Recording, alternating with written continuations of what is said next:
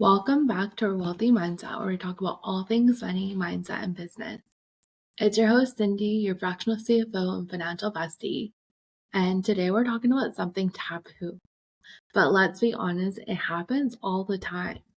You're at dinner, the cocktails are flowing, you're having a great time with your girls, and then the bill hits the table $300. You feel your stomach drop because you knew before you left the house that this night was going on your credit card.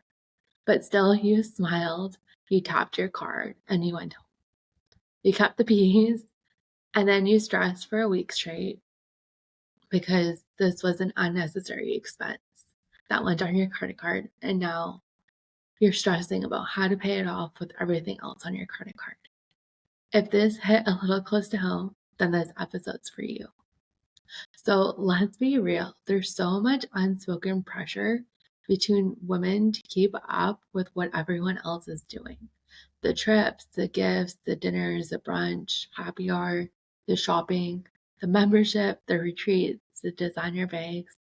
And half the time, none of us are actually okay behind the scenes. We're just putting up this appearance. But we keep saying yes to doing all the things because saying no feels like a failure. Like you're the broke friend, the one who isn't thriving. So we pretend, we perform, and we slowly go broke emotionally and financially trying to keep up. So here's the thing most people won't say. You can love your friends and still need financial boundaries. You can be happy for them and say, I'm not in the space to spend $800 on a girls' trip right now. I'll join you guys next time. But we don't say it. Why? Because we're scared we'll be judged. We're scared to be left out. We're scared of the shame and scared to be seen as less successful. And listen, I've worked with women making 500K plus who still feel this way. So it doesn't matter how much money you have. It's about the shame that comes with it and the silence. Now let's pause for a second and ask the hard question. If you can't be honest with your friends about money, are they really your people? Because let's be real friends should understand where you're coming from. If you say no to going on a girls' trip, doing happy hour, brunch, you name it. Because a real friendship isn't just spa days, meeting up, blowing money on dinners. It's, girl, I can't do dinner this week, but let's go for a walk and catch up instead. It's, I'm working on my finances, can we do something low key? And if you think that makes them feel weird or pull away, that's not a reflection of your worth. That's a reflection of what that friendship is built on. You don't need to perform to be loved. You don't need to go broke to belong. Let me share something personal. Lately, I've been very intentional about who I spend time with and how I spend time with them. So one of my girlfriends, we catch up here and there. Instead of going for dinner and drinks, we decided to just do a drop-in Pilates class, and then we grab protein shakes after.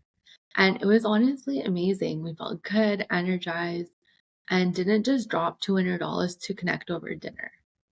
Now we're planning more wellness walks. We're looking at other classes and things we can do locally just to drop in and just doing little wellness hangouts instead. And it really made me realize it was never about the fancy dinner. It's really about connection. And you don't need to spend big to have meaningful friendships or to spend time with your friends. You can be creative on the things that you do. You can invite them over to your house, go for a walk, just meet up for coffee. There's so many things you can do on a low budget. You just need the courage to suggest something different. If you've always been doing trips, brunch, happy hour, all those things, it's more of you bringing it up and saying, can we do this instead? So I encourage you to really think about what are some creative things you can do with your friends. Now, I know setting money boundaries with friends can feel really awkward. So here's how you can say it. Hey, I'm working on my finances right now. I'm cutting back on extras. I'd still love to see you though. Do you want to do coffee at my place? I'm skipping the trip this time, but I'll be a hype girl from here. No apologies, no shame. You don't owe anyone a performance. You owe yourself peace. And here's the plot twist. When you say it first, you give other women in the room permission to be honest too. Maybe they're feeling it too, and they've been living with so much pressure and they're afraid to ask you, can we do this instead? So you'd be shocked at how many friends feel the exact same way. They're just afraid to say it. So let me end with this. You're not less than because you can't afford the trip. You're not feeling because you're budgeting and building a financial plan for yourself. You're not behind because you said no. You're building, you're growing, and you're allowed to be honest about your money without losing your people. So next time the girls say, let's book it, and your gut says no, just say it. You're not broke, you're being brave. And that kind of wealth, it starts inside.